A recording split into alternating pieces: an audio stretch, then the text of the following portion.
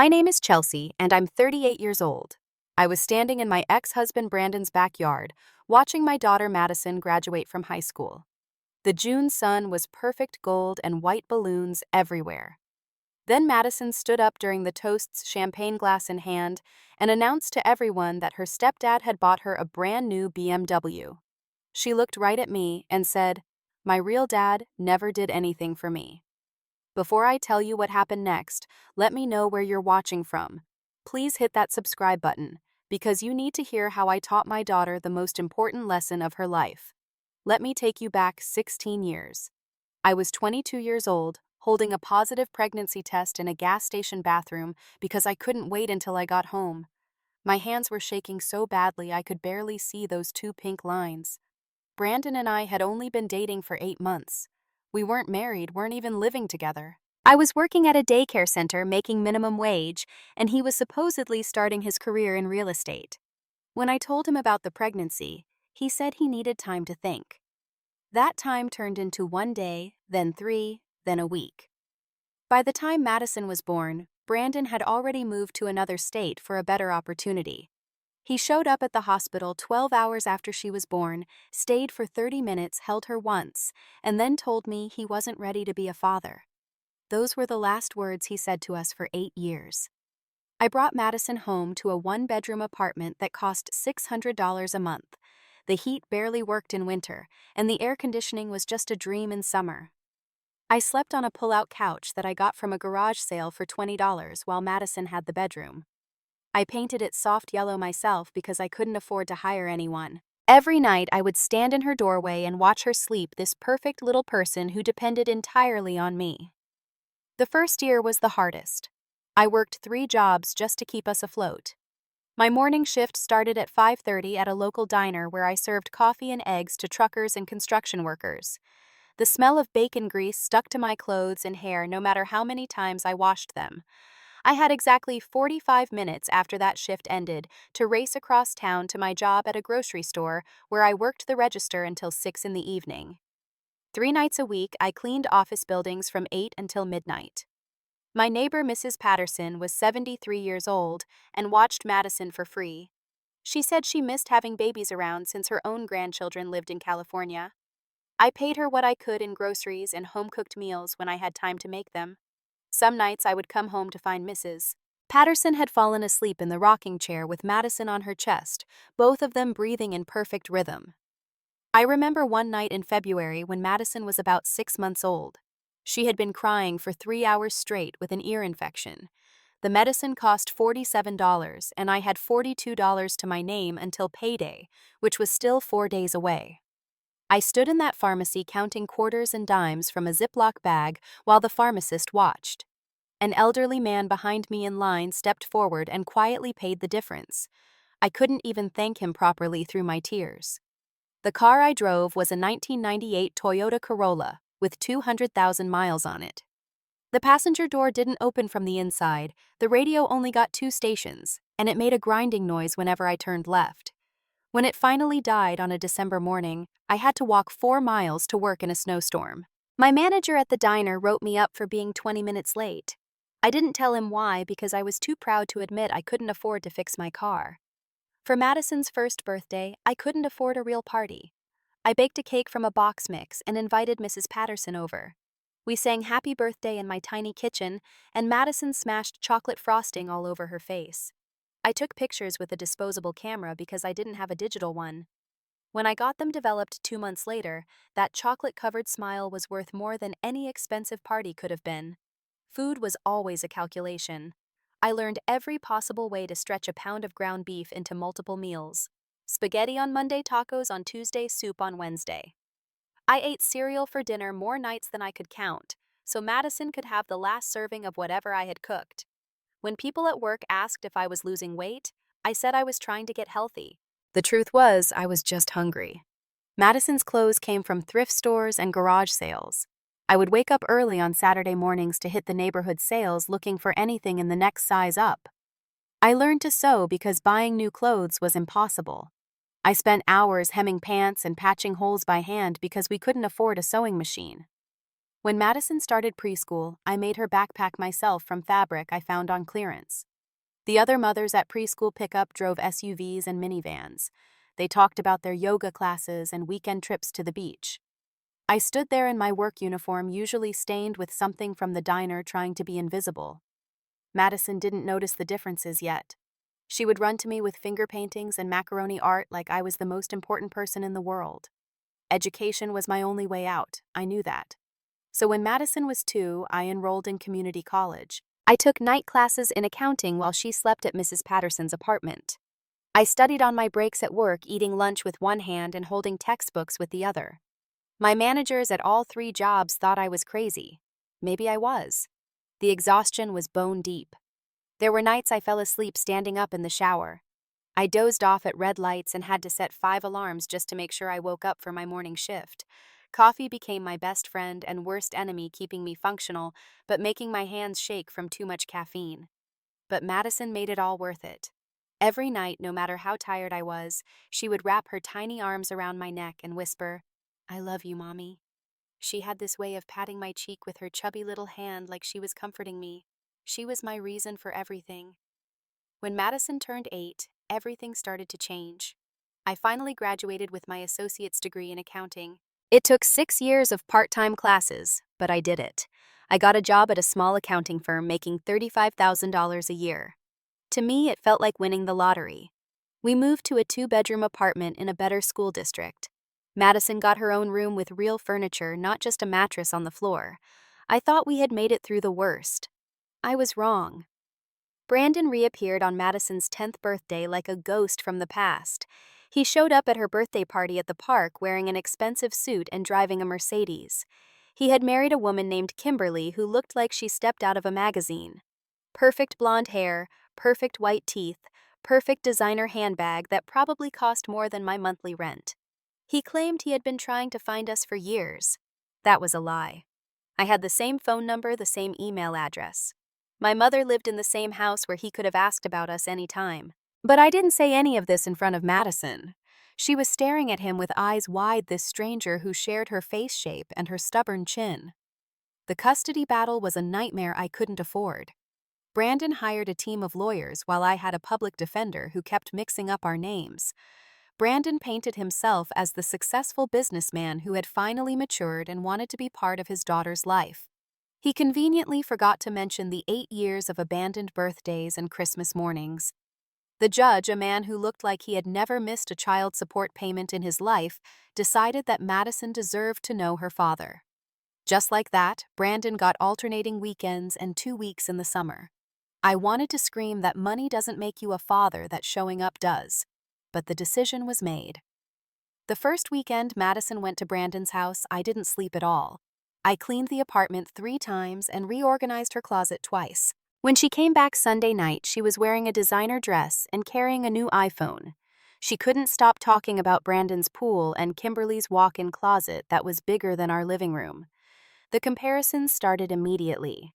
At Dad's house, she didn't have to do dishes. At Dad's house, she could stay up until midnight. At Dad's house, Kimberly let her wear makeup and paint her nails any color she wanted. Each comment felt like a small knife in my chest, but I kept smiling and enforcing the same rules we had always had. Brandon enrolled Madison in competitive dance without asking me. The classes were on Tuesday and Thursday nights, plus competitions on weekends.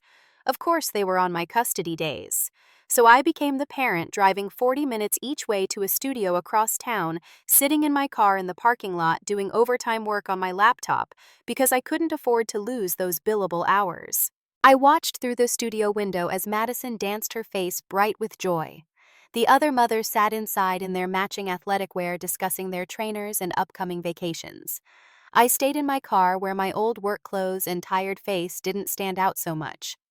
For Madison's 13th birthday, Brandon announced he was throwing her a party at the country club. I had already planned a small gathering at our apartment with her friends from school, homemade pizza, and a movie marathon. When Madison heard about the country club option, she didn't hesitate. The country club sounded so much better than Mom's boring apartment. I attended that party in my only nice dress, the one I wore to job interviews. Brandon and Kimberly played host while I sat at a table in the corner. I watched Madison laugh with her friends, watched her hug Brandon when he gave her a gold necklace with her birthstone. When it came time to cut the cake, a three-tiered professional creation, Madison didn't even look for me in the crowd. I overheard Madison talking to her friends by the pool. One of them asked about the party I had planned. Madison laughed and said her mom's party would have been lame anyway, just pizza and a stupid movie. Her friends laughed too. I left early telling Brandon that Madison seemed happy and I had work to finish. The truth was, I couldn't stand to hear another word. High school brought new challenges. Brandon bought Madison designer bags for her first day of freshman year. A Louis Vuitton backpack that cost more than I made in a month. Gucci sneakers. A Canada Goose jacket for winter. Meanwhile, I was still buying her everyday clothes from Target, making sure she had lunch money, paying for her health insurance and doctor visits. Madison became embarrassed by me.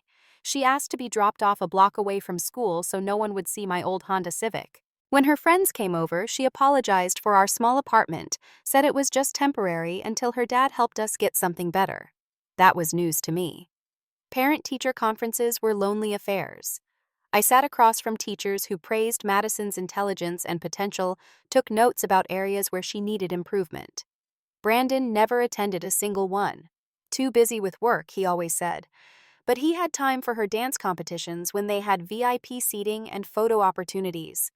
The college preparation years tested every ounce of strength I had left. Junior year meant SAT prep, and Brandon immediately wrote a check for an elite tutoring service that cost $3,000. What he didn't do was sit with Madison for hours reviewing practice tests, creating vocabulary flashcards, or driving her to the testing center at 6 in the morning. I did all of that while Brandon took credit for her improving scores. Madison told everyone her dad was making sure she got into a good college. She posted on social media about how lucky she was to have parents who supported her dreams, but she only tagged Brandon and Kimberly in those posts. College applications were due in December of her senior year. I took a week off work, my first vacation days in 3 years, to help Madison with her essays. We sat at our kitchen table night after night, me helping her find the right words to tell her story. She wrote about overcoming challenges, about perseverance, about learning the value of hard work. The irony wasn't lost on me. When acceptance letters started arriving in March, Madison got into her dream school, the State University, 3 hours away. The tuition was $28,000 a year, not including room and board.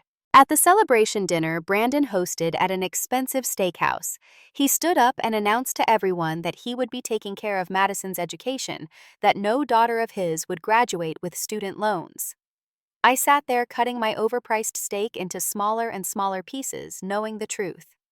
2 weeks earlier, I had seen Brandon at the bank looking stressed and arguing with a loan officer. Kimberly's social media had gone quiet about their lavish vacations. Their house, which I had driven by out of curiosity, had been on the market for 6 months with 3 price reductions. But I didn't say anything. I had my own secret.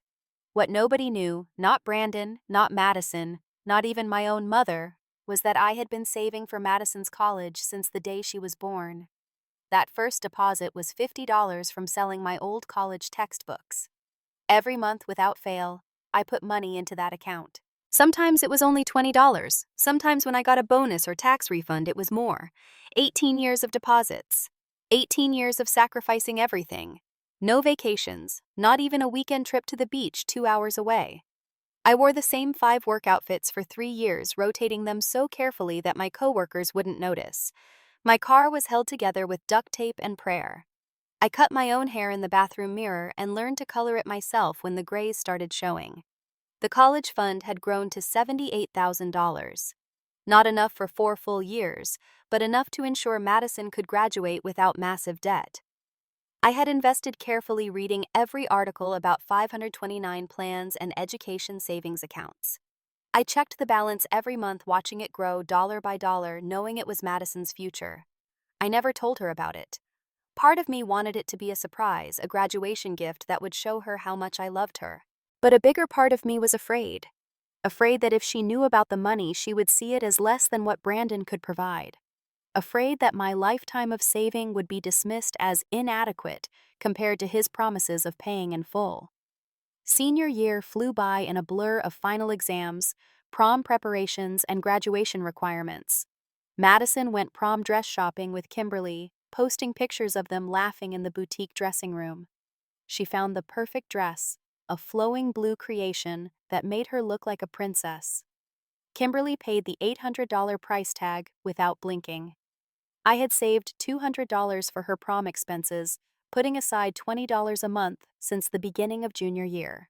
When I offered it to Madison for shoes and accessories, she took it without a thank you and used it to upgrade her makeup appointment to include false eyelashes. She didn't tell me this directly, I saw it on her Instagram story. The week before graduation, I quietly went to the university's financial aid office.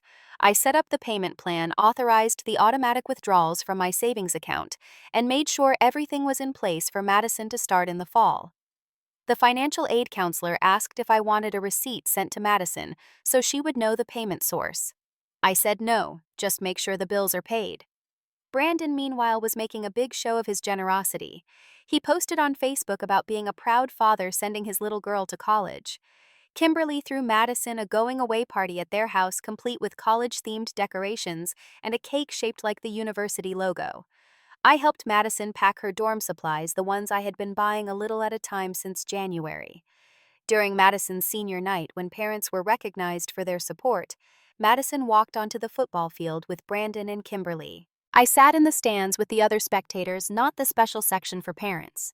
When Madison gave her speech thanking the people who helped her reach this moment, she thanked her dad for believing in her and Kimberly for being like a second mother. She thanked her dance teachers, her favorite English teacher, even the barista at her favorite coffee shop who always remembered her order. She didn't mention me. I told myself it didn't matter, that one day she would understand, that love wasn't about recognition or thanks. But standing in that crowded stadium surrounded by proud families, I felt more alone than I had since those early days with a crying baby and $42 to my name. The week leading up to graduation, I worked extra shifts to pay for Madison's graduation party contribution. Even though Brandon was hosting at his house, parents were asked to contribute to catering costs. My share was $500. I paid it without complaint, even though it meant I would be eating ramen noodles for the next month. I also bought Madison a graduation gift with money I had scraped together over 6 months. It wasn't flashy or expensive, but it meant everything to me. A simple gold watch that had belonged to my grandmother, restored and engraved with Madison's initials and graduation date. It cost $300 to restore money I saved by skipping lunch for months. The morning of graduation, I woke up at 4:30, too excited to sleep. My baby was graduating high school. Despite everything, all the struggles and sacrifices, we had made it.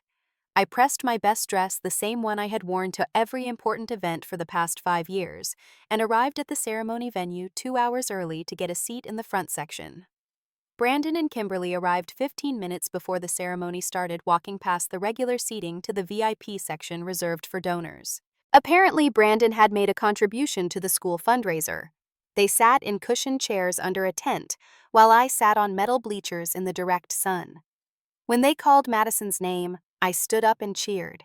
Tears ran down my face as she walked across that stage. My little girl, who used to pat my cheek and tell me she loved me, was now a young woman heading to college. For a moment, just a moment, nothing else mattered. The graduation party started at 3 in the afternoon. Brandon's backyard had been transformed into something from a magazine. White tents with twinkling lights, professional catering stations, a DJ booth, even a photo backdrop with Madison's college logo.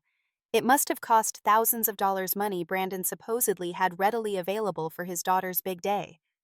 I arrived early to help set up, even though nobody had asked me to. I arranged chairs, helped the caterers find serving platters in Kimberly's massive kitchen, and made sure the graduation slideshow was working properly. The slideshow that featured exactly 3 pictures of me with Madison out of 200 total photos. Guests started arriving at 4. Brandon's business associates, Kimberly's book club friends, neighbors from their gated community. My side consisted of my mother, my sister who drove 3 hours to be there, and Mrs. Patterson, who was now 89 and still sharp as ever.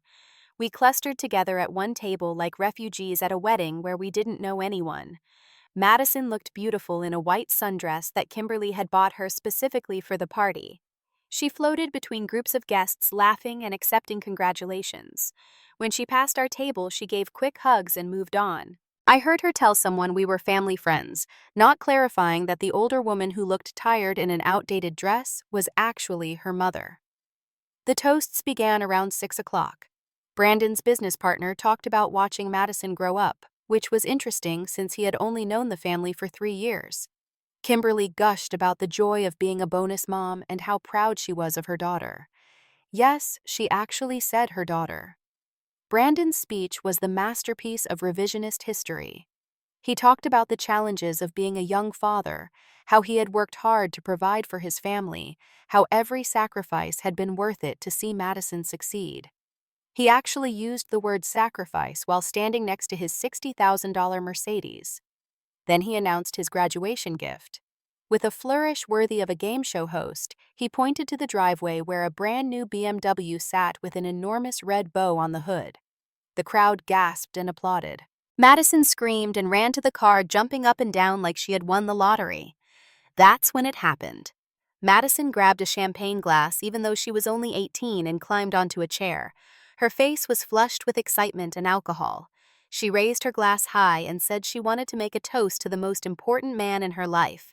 She talked about how her stepdad had shown her what real love looked like, how he had provided everything she needed and more, how she was so grateful that he had come into her life and shown her what having a real father meant. And then she said it. The words that shattered 18 years of sacrifice into a million pieces. My stepdad bought me this incredible car for graduation. My real dad never did anything for me. I'm so lucky that Mom found someone who actually wanted to be my parent. The backyard went silent except for the music still playing from the DJ booth. I felt every eye turn to look at me, some with pity, some with shock, some with secondhand embarrassment. My mother reached for my hand, but I was already standing up. I walked over to Madison, still standing on her chair like a queen addressing her subjects. I looked up at her, this child I had given everything for, and I smiled. Not a real smile, but the kind you give when the alternative is screaming. I told her congratulations on her graduation, that I hoped she enjoyed her gift, and that I had to leave for a work emergency. Madison barely acknowledged me, already turning back to her adoring crowd. Brandon had the decency to look uncomfortable. Kimberly was filming everything on her phone, probably for social media. I walked through that perfectly decorated backyard, past the BMW with its ridiculous bow, and got into my 15-year-old Honda Civic. I sat in the driver's seat for a full minute, keys in my hand, watching the party continue through the rearview mirror. Then I drove home in complete silence. No radio, no crying, just the sound of my car's engine struggling up the hills. When I got to my apartment, I sat in the parking lot for another hour. Mrs. Patterson came out to check on me, but I waved her away. I needed to be alone with what I was about to do. Finally, I went inside and opened my laptop. I logged into the college savings account, the one I had protected and grown for 18 years. $78,432. Every penny representing something I had given up, something I had sacrificed, some piece of myself I had carved away for Madison's future. I stared at that number for a long time. Then I logged into the university payment portal. The first semester payment wasn't due for another month, but I could see the pending charges. $28,000 for the full year, with the first $14,000 due by August 1st. I also saw something else. Brandon's name wasn't on any of the payment authorizations. The only authorized payer was me, which meant his grand gesture of paying for college was just another performance, another lie wrapped in expensive packaging. I didn't sleep that night. Instead, I made phone calls and sent emails. First to the university financial aid office, informing them that I would be withdrawing as the payment guarantor effective immediately. The very helpful woman on the phone explained that without a guarantor or payment, Madison's enrollment would be canceled within 72 hours of the payment deadline. Next, I called my bank and initiated the transfer of the entire college fund back to my personal account. The account that had Madison as the beneficiary was changed to remove her name. $78,000 moved from one column to another, from future to present, from sacrifice to self-preservation. Then I did something I probably shouldn't have, but 18 years of silence had earned me one moment of truth-telling. I called my cousin who worked at the BMW dealership where Brandon had bought the car. After some careful questions, I learned what I suspected. The car wasn't purchased outright. It was leased under suspicious terms with fabricated income statements. My cousin also mentioned that Kimberly's signature on the lease documents looked strange. I suggested he might want to verify that signature with Kimberly directly. He said he would look into it first thing Monday morning. The next morning, a Sunday, I woke up to 47 missed calls. 23 from Madison, 15 from Brandon, 9 from Kimberly. The text messages were even more colorful. Madison started with confusion, moved to anger, and ended with words I didn't know she knew how to use. Apparently, the university had an automated system that alerted students immediately when their payment status changed. Madison had received an email at 6 a.m. informing her that her enrollment was at risk due to lack of payment. She had then discovered that Brandon's check for the first semester had bounced 2 weeks ago, something he had hidden from everyone. I didn't respond to any of the messages. Instead, I went for a walk in the park, where I used to take Madison when she was little.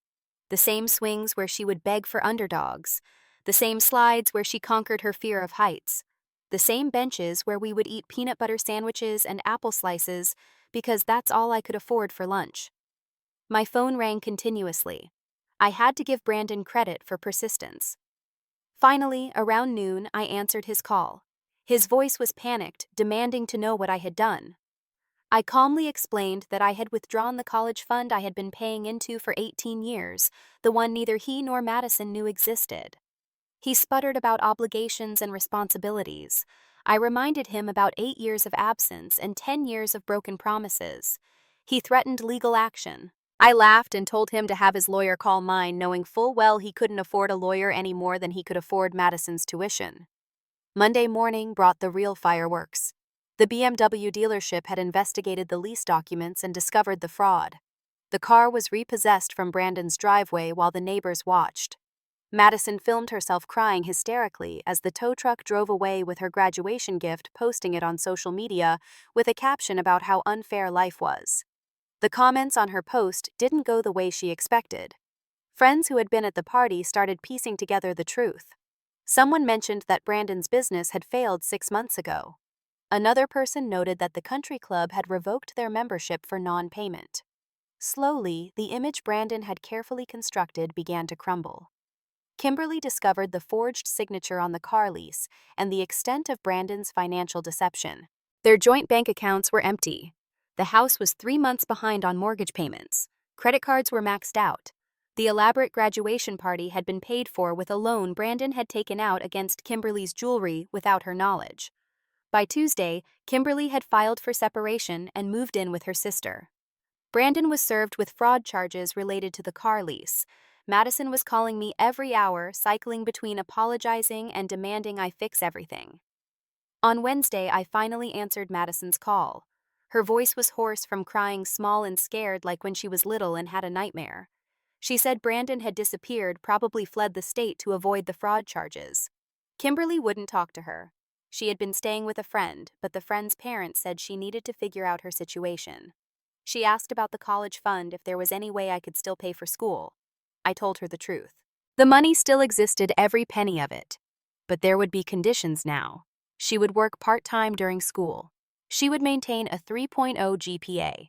She would volunteer 20 hours a month at the women's shelter where I had sometimes stayed when we had nowhere else to go. And she would write a 10-page essay about what family really means. Madison broke down completely.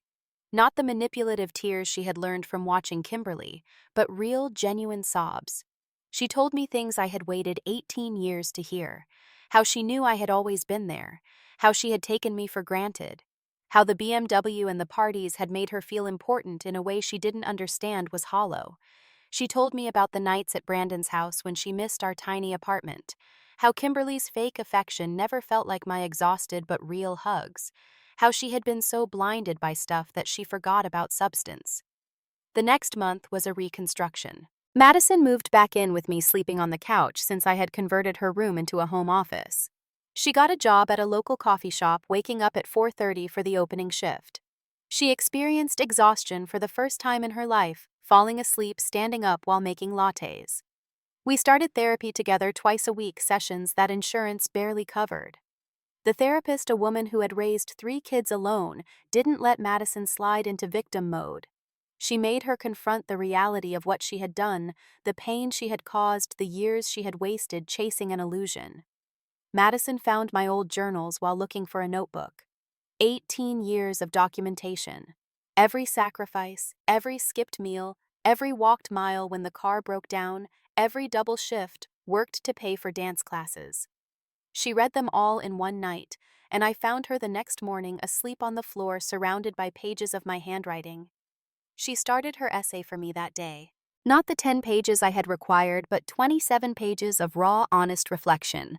About how poverty isn't about money, but about values. About how she had been wealthy beyond measure, but too blind to see it. About how real love looks like tired eyes and worn hands, and showing up every single day even when it's hard. We rebuilt slowly. Madison kept her job at the coffee shop, even though it meant being on her feet for 8 hours. She learned what I had always known, that every dollar has weight when you're the one earning it. Her first paycheck was $312 after taxes. She cried when she saw it, realizing that was what I had been living on per week for years. She started community college in the fall, the same one I had attended. We drove there together in my old Honda, the car she had been embarrassed by now, feeling like a chariot of survival. She took general education requirements during the day and worked at the coffee shop at night. Her social media transformed. Gone were the posts about designer goods and country club parties. Instead, she shared pictures of us cooking dinner together, studying at the kitchen table, shopping at thrift stores, where she now proudly found hidden treasures. Some of her old friends drifted away, the ones who had only been interested in the lifestyle Brandon had provided. But new friends emerged, kids who worked multiple jobs, who understood struggle, who saw value in things that couldn't be bought. Brandon never returned. The fraud charges were serious enough that he faced jail time if he came back to the state. Last I heard, he was living in Mexico, working at a resort selling timeshares to tourists. Kimberly divorced him in absentia, taking what little was left after the debts were paid. She never reached out to Madison again. Madison and I developed new traditions. Sunday morning breakfasts where we splurged on real maple syrup. Library trips where we would each pick a book for the other. Walks in the park where she would point out the bench where we used to eat those peanut butter sandwiches and tell me they were the best meals she ever had. The women's shelter where Madison volunteered became a second education for her. She met women who had left everything behind for safety. Women who were starting over with nothing but determination. Women who reminded her of me, though she said none of them were as strong as I had been. One day, Madison came home from the shelter with a revelation. She had been talking to a woman whose teenager was embarrassed by their circumstances, ashamed of their small apartment and old car. Madison had told the teenager her story, our story, and watched understanding dawn in young eyes. That's when Madison decided to change her major to social work. She wanted to help families like ours, the ones where love was abundant, but resources were scarce. She wanted to be the advocate. I never had the support system that could have made our journey a little easier. 2 years into community college, Madison's grades were good enough to transfer to the state university she had originally planned to attend. This time I pulled out the college fund, the one that had been sitting in my account gathering interest. We paid for it together, her coffee shop savings, and my 18 years of sacrifice combining to create her future. The day she moved into her dorm, we loaded everything into my Honda. The car was now 17 years old, held together by rust and determination, but it carried us one more time. Madison insisted on driving, said she wanted to be the one taking us to her new beginning. When we arrived at campus, other families were unloading from newer vehicles. Madison didn't compare anymore. She held her head high as we carried boxes up 3 flights of stairs, laughing when the elevator was too crowded with impatient parents. We set up her room with sheets from Target and decorations from the dollar store, and it looked perfect. As I prepared to leave, Madison hugged me in a way she hadn't since she was 5 years old, long and tight and full of understanding. She whispered thank you for everything, for the sacrifices I had made and the ones she never knew about. She said she finally understood that love isn't measured in dollars, but in dedication. The drive home was bittersweet. My baby was starting her real college journey, but this time she was doing it with full knowledge of what it meant. The college fund was being used as intended just 2 years later, and with more wisdom than either of us had possessed before. Madison called me that night, her first night in the dorm, not to ask for money or complain about something missing, just to tell me she loved me and that her roommate had complimented the quilt I had made from her old dance costumes. Such a small thing, but it meant everything. 2 more years passed. Madison threw herself into her studies and her work at a local nonprofit. She was elected president of the Social Work Student Association and started a program pairing college students with single parents who needed childcare. She said it was inspired by Mrs. Patterson and all the nights she had watched her for free.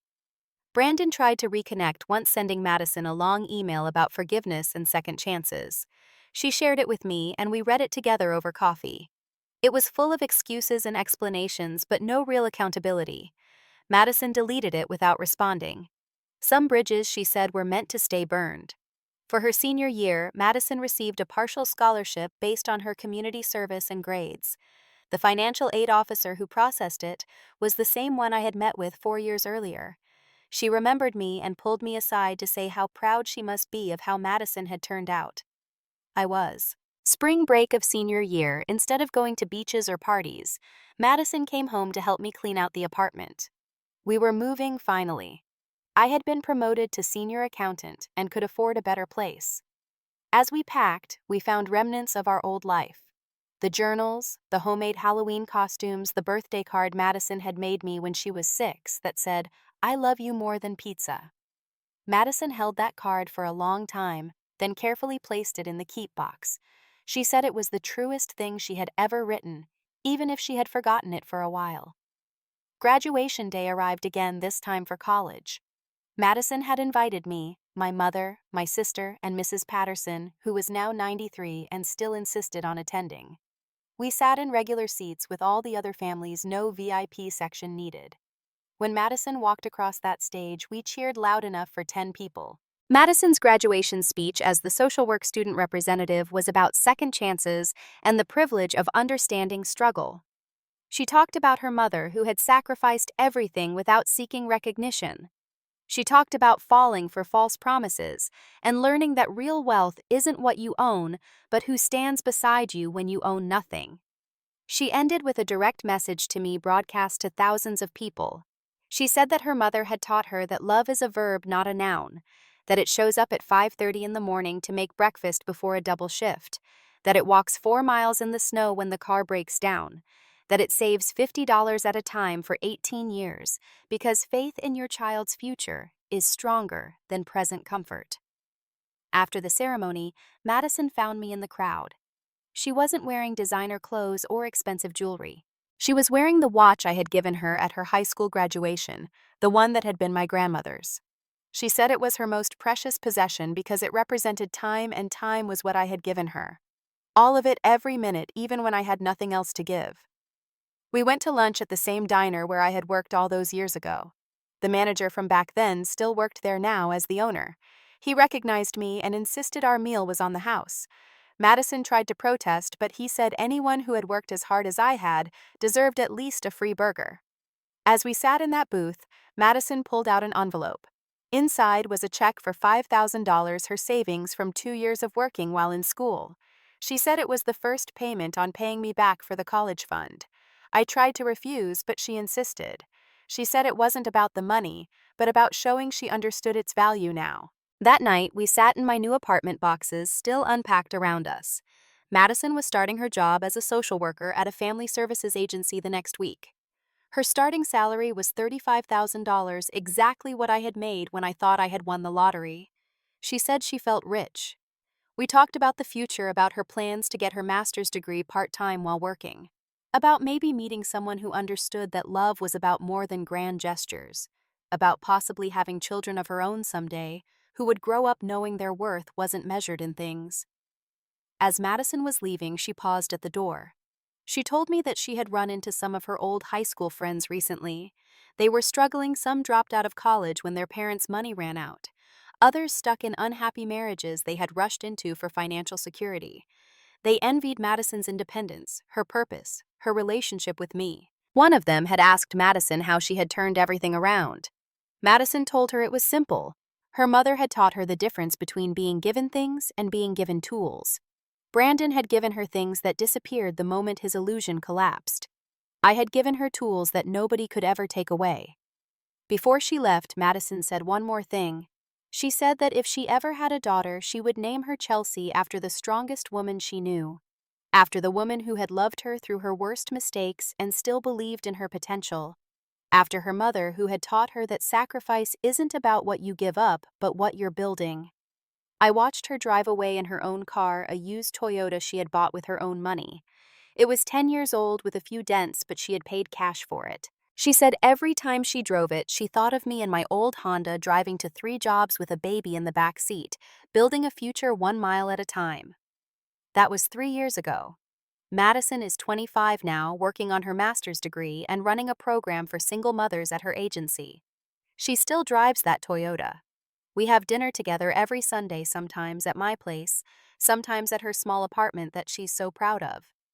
Brandon never came back.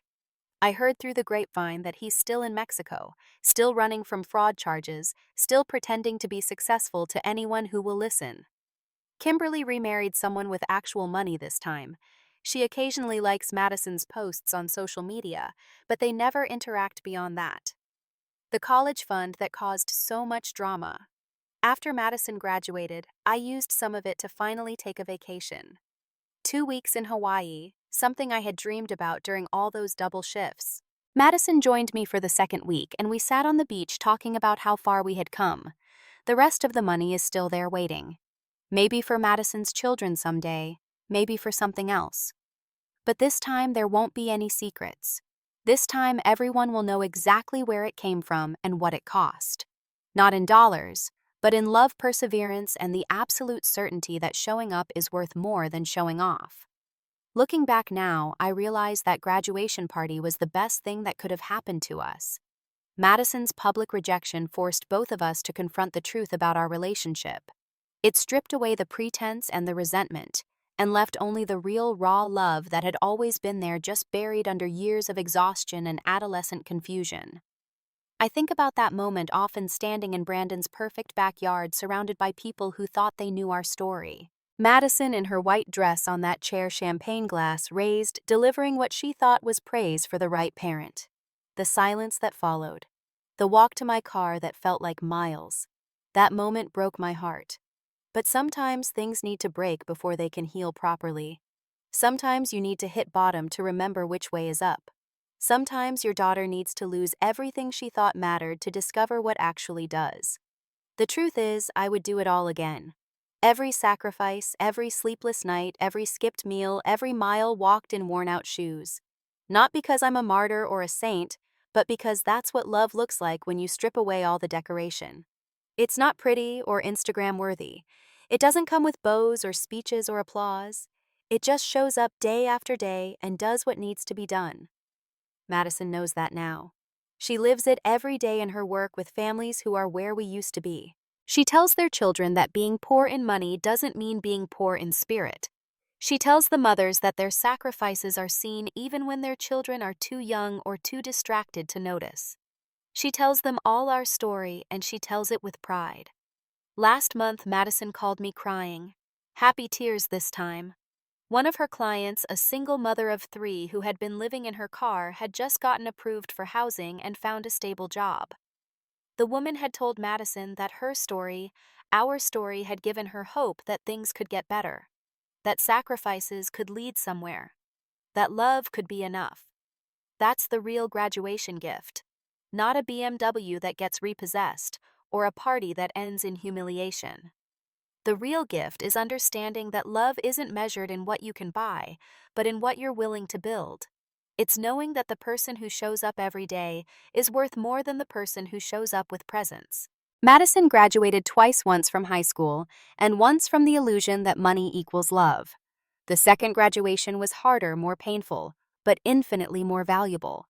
And I was there for both, just like I had always been, just like I always will be. That's what real parents do. We don't always get the credit or the recognition or the tearful speeches at graduation parties. Sometimes we get publicly dismissed in favor of whoever has the bigger checkbook. But we stay anyway. We love anyway. We sacrifice anyway. Because that's what love does. It endures. It persists. It waits for understanding to catch up with it. And when it finally does, when your child finally sees you for who you really are and what you really did, the validation is sweet. But it's not necessary. Because you didn't do it for the thanks. You did it for them. You did it because they were worth every sacrifice, even when they didn't know it, especially when they didn't know it. That's my story. That's our story.